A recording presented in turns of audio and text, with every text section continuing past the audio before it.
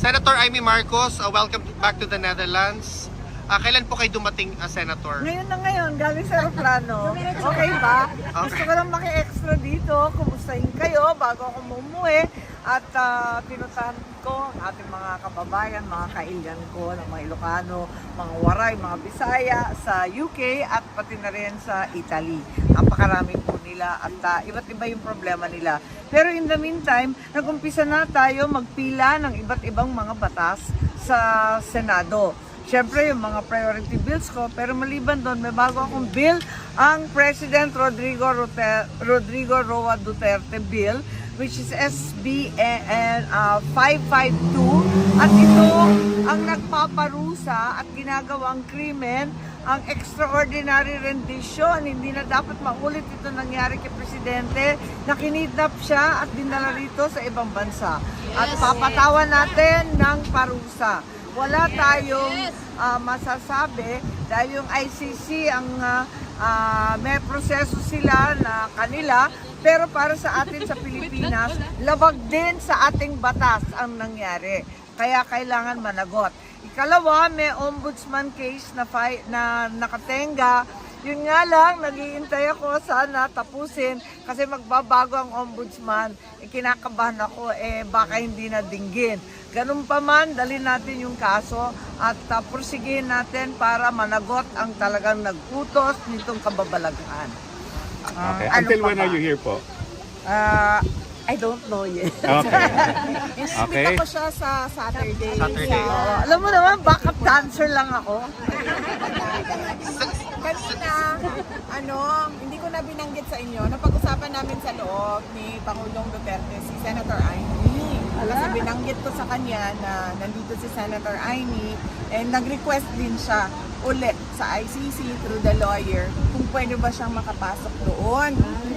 At tinanong ako ni Pangulong Duterte kanina kung bakit daw gusto pumasok ni Senator Amy. Sabi ko, baka gusto ka kausapin. Sabi niya, ano naman sasabihin niya? Sabi ko, well, hindi ko alam. Sabi niya, pareho kayo na sinasabi politika yan lahat. It's all politics. Yeah, sabi. Politika yan lahat. It's all politics. And then sabi niya na, I believe that she is sincere with her friendship with you.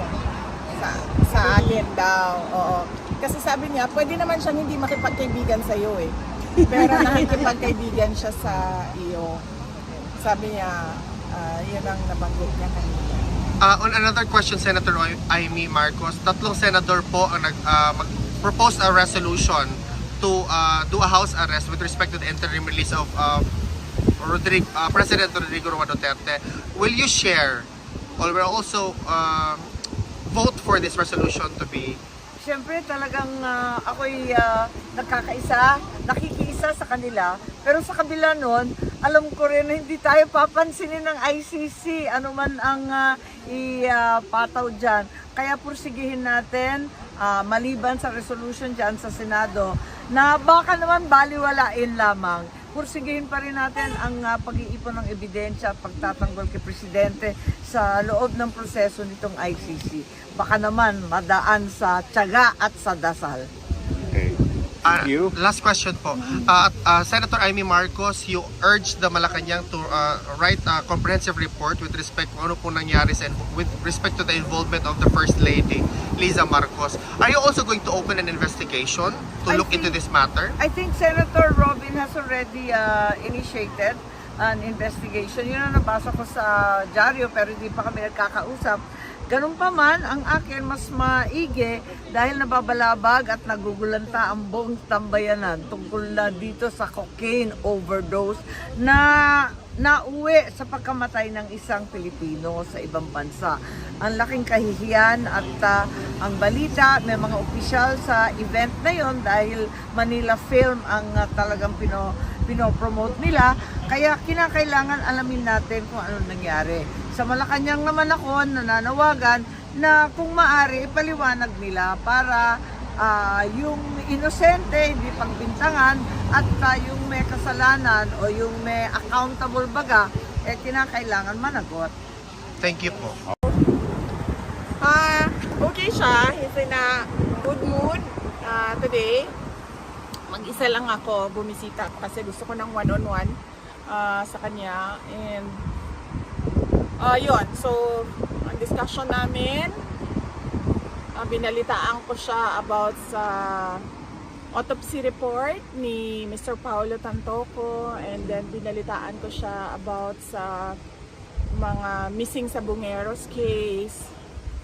And then ang sabi niya, and then sinabihan ko siya na there is an attempt to link him to the missing sa Bungeros case. So sabi niya that is preposterous. Yes. That is preposterous. Tapos napag-usapan namin, nagsabi na naman siya ulit no na wag na bumisita sa kanya because it's taking toll on burden sa finances ng family ko. And then I told him na okay lang, wala namang problema sa akin. And then mas mahaba yung discussion namin about pro-cremation and anti-cremation. So sino ba ang pro-cremation dito? Butukan mo yan. Anti-cremation. Parang equal lang. Split. No? Ma'am, meron pang isa, ma'am, yung Oh? ma'am, yung i-donate yung parts. Ako, i-donate ko. Nag-apply kasi ako din. Ako din. Diba? Oo. Donate for study. Doon sa driver's license ko, organ donation ako, naglagay ako doon ng check sa driver's license ko. Pero ako kasi gusto ko ilibing yung aking katawan sa ilalim ng lupa. Pero merong iba na ang preference nila isunugin yung katawan. So ang tagal ng discussion namin kanina kasi umabot na kami sa legal. Sabi ko, once you're dead, sabi ko, ang next of kin na ang may-ari ng katawan mo. Decision, yes. Sabi ko kaya nga may mga instances na ang first family at second family nag-aaway sa bangkay nung 'di ba? Kung sino man yung namatay. And then umabot na kami sa bilangan ng spaces para sa ashes doon sa mausoleo. Sa urn. Spaces para sa urn doon sa mausoleo. So ang tagal ng discussion namin. Sabi ko bad feng shui yan na yung cremation. Sabi ko that's bad feng shui. And then sabi niya, ano? Sabi ko feng shui. Sabi niya feng shui din na. Sabi niya, lahat ng nagapungsoy namamatay na. Pero ma'am, gusto niya magpalipin dito nila. No, gusto niya magpa-cremate. Pero dito, kahit dito yun. kung saan man siya mamatay, sabi niya, gusto niya magpa-cremate. So, noong last time kasi na napag-usapan namin, naputol yung discussion namin about, kasi may iba kaming kasama, may iba akong kasama pag-bisita. So, naputol yung discussion kung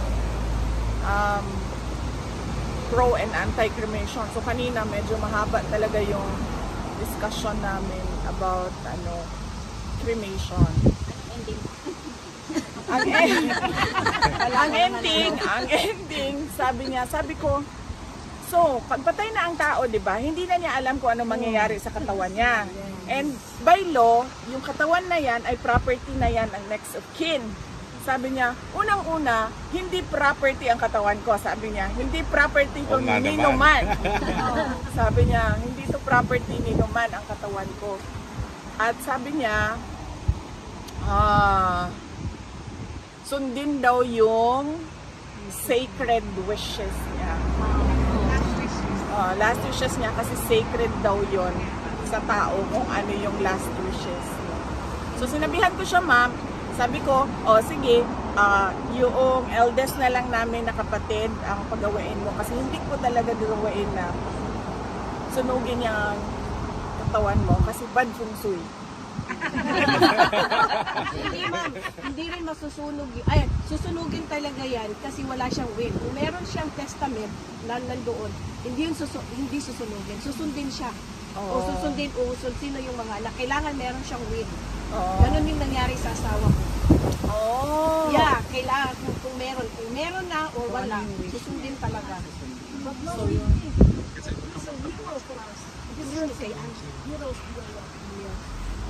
Well, as a former president, yes. Oo. Nagbibingan naman ba yan ng Yes. Entitled to be, Pero ayaw niya kasi ng mga ganun, ma'am. Ang gusto lang niya is paano i-dispose yung katawan niya. Balik pag next time tanungin ko sa kanya, bakit ayaw niya sa ilalim ng lupa? Takot sa bulate. Baka ganun, no? Pero ma'am, biblical yung ililibing, hindi yung susunugin. State in the Bible na tayo ay ililibing, hindi tayo susunugin. Biblical yun. Nasa kanila. Tsaka sa customary ng Pilipino, nililiping talaga yung katawan, di ba?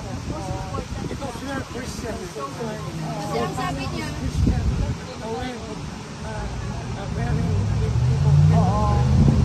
Anyway, ma'am, Yes. So yun yung discussion namin kanina. And wala siyang message ngayong kasi tumagal yung discussion namin kanina about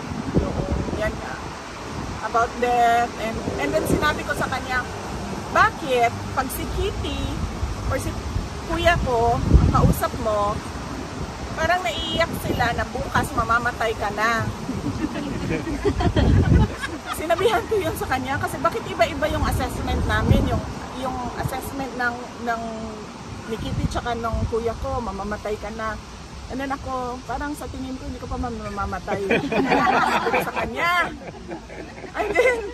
And then sabi niya, no, melodramatic lang daw ang take nung dalawa sa sinasabi niya. Pero death daw is something that should be discussed because it will happen. Hindi natin alam kung kailan. Pero sabi niya, pero dapat pag-usapan. So yun yung ma'am, ano yung reaction niya dun sa Tantoco medical report na it's cocaine effect and yung fact na the police report says that the first lady must have been in the area where the death happened. May reaction si Wala siyang nasabi about that kasi nag-dovetail ka agad yung missing sa Bungero na topic. Yeah. So doon siya naka-comment na preposterous daw yung attempt to link him to the missing Sabongeros and the bones or the bodies in Taal Lake. Your reaction, ma'am, to the same Yes. issue? Because Senator Marcos says called for transparency. They should reveal now the details of the whereabouts of the first baby. Nag-ano na ako, di ba? Nag-comment na ako dyan before pa. So, I don't think kailangan ko ulitin yung comment ko about yung official cause of death. Ang tinawag ng kidney. Dati, Yeah. Ikaw na nagpagod. ako daw nagpasimuno ng fake news. Pero kasi yung hawak-hawak namin na papel, galing talaga siya doon sa hinila siya sa loob. Ma'am, question, alam ba ni PRRD na merong senators na who actually proposed a resolution for him to be under house arrest na lang sa Pilipinas with respect to the interim release? As I said, only the lawyer can comment on the Senate resolution, whether it will be useful for the case or it is not useful for the case. But the family is praying for interim release. What is your reaction, ma'am, with respect to the move of these three senators? Well, we thank them. We thank them for their concern for President Duterte, and we thank them for supporting the move for application for interim release of former President Duterte. So we are grateful to the senators for expressing this in a Senate resolution. Were you also able to bring up to the former president, ma'am, the upcoming events on the 19th of July? Yan ang nakalimutan ko. Because right now it's a Nasabihin. coordinated effort na. Kasi passionate na talaga ako kanina sa pro. Passionate na talaga ako sa pro-cremation ko kanina na arguments. So nakalimutan ko na naman sabihin sa kanya na merong mangyayari na event sa Saturday. Nagtatanong pa ba ho siya kung may tao pa rin dito? Nabanggit ko sa kanya kanina. Hindi siya nagtanong. Ako yung, saan si ma'am? May kasama ko kanina sa bus. Ayan, Si Vlog, Pinay Vlog. magkasama kami kanina ni ma'am sa bus. So pag ubok ko, nabanggit ko kay PRD na sama ko si ma'am since noong March. At ang kinamusta lang ni ma'am ay si Kateki at si PRD. Yun lang ang kinamusta ni ma'am. Kumusta na si PRD and kumusta na si Kateki. Oo. On that particular note, ma'am, how is PRRD? He's okay. He's alive naman, no? He's alive. Alert, no? And he was very animated in the discussions kanina. Isang beses ko pa lang siya nakita na Parang down or something. nung pangalawang visit ko. Yun lang. All the rest, Will this be your last visit on this trip or meron pang susunod na visit po before you go? Meron pa. Meron pa akong mga pagbisita. Pero for this week, ibang relative ang bibisita. This is your last visit for this week, For ma'am? this week, will be my last visit. For the other days of this week, ibang relative ang bibisita. Ang visit, Monday, Tuesday, Wednesday, walang Thursday, and then Friday. So next week, Monday, Tuesday ako. Kumusta ka na I'm okay, ma'am. Wala man akong problema. Nababalanse ko naman lahat ng mga kailangan ko gawin sa pamilya, dito sa trabaho ko sa Office of the Vice President at sa pag-asikaso dito kay dating Pangulong Rodrigo Duterte. At nagpapasalamat ako sa inyo lahat sa pagpapakita ninyo ng pagmamahal at suporta. Hindi madali ang pumunta dito sa Hague, alam ko yon dahil ginagawa ko din yon. Pero nandito pa rin kayo, nagbabiyahe kayo. Yung From the UK. yes, As long nagbabiyahe. as you're strong, we're strong. Thank you, ma'am. So, nagbabiyahe pa rin kayo. Kahit sobrang tagal ng biyahe at malayo yung biyahe. At yung mga, syempre, hindi makapunta dito dahil sa iba't ibang rason, nandyan din sila sa social media, nagbabantay din at naninigurado na okay lang ang kalagayan ni dating Pangulong Rodrigo Duterte. Nakakalungkot lang na yung iba nagkakaroon ng kaso, merong harassment, meron ng mga kaaway dahil sa kanilang paniniwala sa politika at sa kanilang pagtitiwala kay dating Pangulong Rodrigo Duterte at sa mga ginawa niya para sa ating bayan. Pero kami, ng pamilya, malaki ang pasalamat namin dahil nandyan kayo kasama namin. Ma'am, on a different topic, what's your reaction to the imposed sanction of the United States to the Philippines? Tariffs, I'm sorry, not sanction, the tariffs. Well, dapat yan unang-una, expected na darating na yan, diba? Kasi pag-upo pa lang ni President Trump ay nagsabi na siya na isa yan sa mga priority niya na gagawin. So, dapat meron ng plano ang ating economic team kung ano ang gagawin doon sa mga i-impose na tariff sa ating pagnenegosyo sa United States of America. At dapat meron na ring team, core team doon galing sa bigger economic team na makikipag-usap, dialogo sa kanilang counterpart doon sa US government. Any expectations po sa upcoming visit ni PBBM sa US? And do you think the LA incident will affect this visit? Awan ko.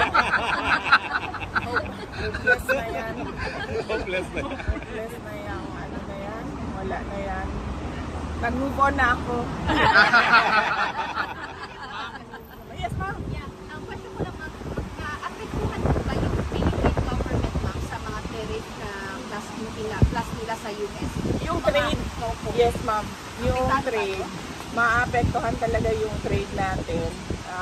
Hindi natin alam kung gaano kalaki kasi hindi naman natin nakikita yung study sa ngayon. Pero yung trade, yes, pero talagang So epekto. parang bababa yung economy natin dyan, ma'am. Well, sana hindi. Sana maganda yung preparation ng economic team ng ating administration to cushion the impact. VP Inday, what is your reaction that it seems that lahat na lang ginagawa nila to link the Dutertes with all the things that's happening right now, particularly dun sa sinasabi nila ngayon, recently yung missing Sabongeros incident. There seems to be an effort to put the Duterte family name, again, as I've mentioned before, down to the mud po, but you keep on bouncing back. What's your reaction to that, VP? Well, it is expected because we saw it early on with their attacks to my office, no? So that was September 2023. September 2023. Started September 2023. But even before that, during the campaign, meron ng mga nagsasabi na nakakarinig sila sa loob na hindi maganda yung sinasabi doon sa grupo nila. Hindi ko na lang pakalanan kung sino yung mga personalities doon, pero naririnig namin. Nare-report sa amin kung ano sinasabi doon sa loob. At hindi ko naman kasi pinansin yon dahil naisip ko na sino lang ba ako? I mean, Vice President lang naman yung position ko. President naman yung opisina nila. So sila talaga yung decision maker. Kasi technically, ang Vice President ay isang spare tire, diba? So hindi ko inisip na aabot siya sa punto na pati yung trabaho ko ay maaapektuhan at pati yung pagtatrabaho ko ay pilit nilang parang i-clip yung wings ng Office of the Vice President to help our countrymen. So, yun ang hindi ko in-expect. Last Hindi ko question. rin in-expect na aabot sa ganito yung bayan natin na wala nang nangyayari. As I said before, na it seems that we're on a road to perdition, and right now I think it's hopeless. I don't see any road going back to that road where there was unity and continuity of the legacies of the President before. Thank you, VP. Actually, ma'am, we talked about this before. About lang sa mga pictures, ma'am, kasi ang daming mga hindi. About sa pictures ni Tatay Nico na lumalabas kayo sa NKI. Pati ano lang po, ma'am, na Ay, hindi totoo Hindi yung totoo. photo.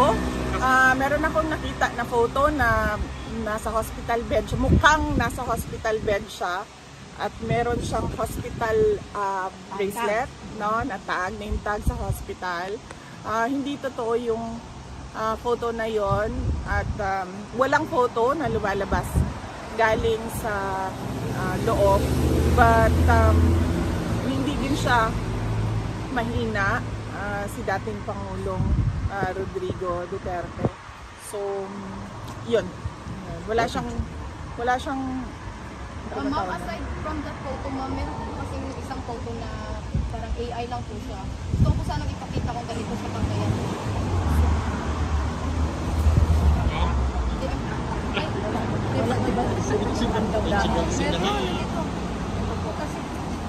Ganito po, saka ano. Hindi na po na Sobra na po. Sobraan. Nasobraan ka. Sobra. At least, madam, makuhan po sa mga tao nga, ikaing ani ka po ani. Dili nga na ka. Mas better. Thank you, VP. So, ma'am, walang photo na release ni Hindi siya. PRRD from detention. Wala. Hindi siya po, parang AI lang po. Mukha siyang dyan, malnourished. Hindi siya mukhang, ngayon, hindi siya mukhang malnourished, mahina, hindi. Payat lang talaga siya. Pero hindi siya kasi Ma'am, any updates about the possible medical bulletin and possible picture? Wala pa. After our meeting this afternoon, I will meet the lawyer and then discuss about the photo and the medical bulletin, ma'am, if that is even possible. I just want to say something. I believe that winner never quits and quitter never wins.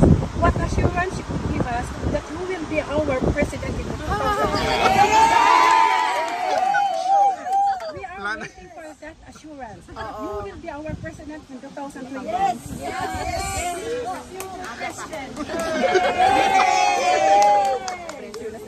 Ma'am, I would like to thank you for your support, your trust and confidence in me. And in time, we will get there. Yes. Laban. Best assurance. Okay.